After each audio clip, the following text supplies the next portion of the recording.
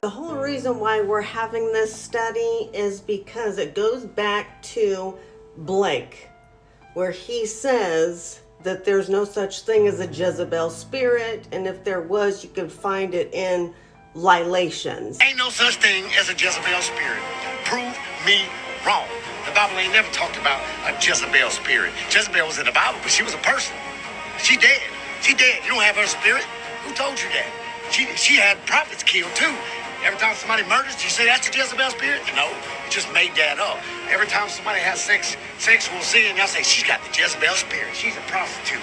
Prove me wrong. You know where that's at? That's in Lilations chapter 5. Now, this other brother, he makes the video and says, yes, there is such a thing as the Jezebel spirit. Now, I'm more inclined to be on the side of the second brother. Hey, Blake, God bless you, man. I would have to disagree with you about the Jezebel spirit. I'm going to show you a biblical concept. You asked for proof. In Malachi chapter 4, verse 5, it says this: Behold, I'll send you Elijah the prophet before the coming of the great and dreadful day of the Lord. Now, of course, we know what this day is. However, there are 10 parallels proving that the end time Jezebel, it's more than a spirit, it is a system. So it's a bigger and it's a deeper picture. So let's recap. First parallel is the historic Jezebel led the children of God, Israel, into false worship. So the prophetic Jezebel will do the same. Historic Jezebel is known as the mother, the harlot, and has ties to the occult. As the prophetic Jezebel is known as the mother, as known as the harlot, and has ties to the occult. The historic Jezebel had a problem with God's law, the true gospel, and worship. Whereas the prophetic Jezebel will also have problem with God's law, the true gospel, and worship. The fourth parallel is that the literal historic Jezebel had no reign for a literal 3 years and 6 months.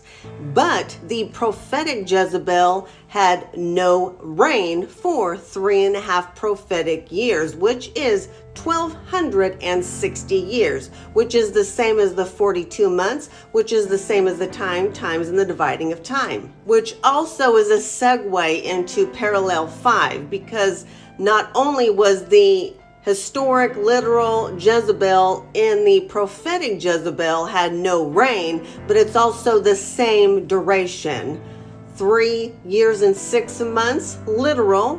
The prophetic is the 1,260 years. The sixth parallel is the literal historic Jezebel had a faithful remnant. In fact, there was 7,000 that did not bow their knee to Baal. As the same as the prophetic Jezebel time period, there is a faithful remnant. Parallel 7.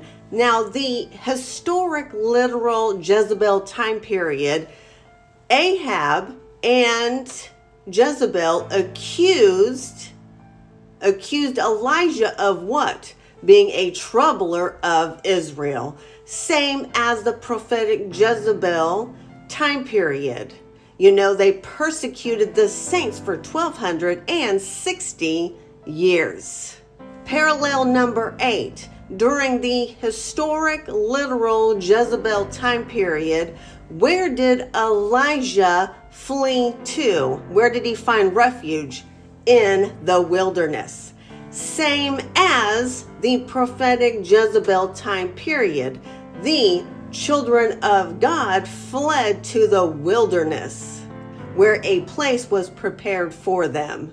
Parallel number 9, the historic literal Jezebel was a murderer of the saints.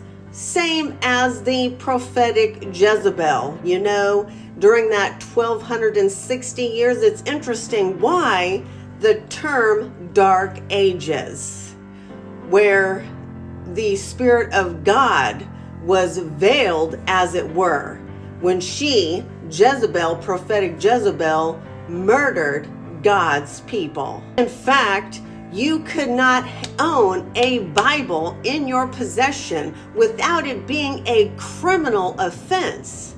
And we treat the Bible now with such disdain.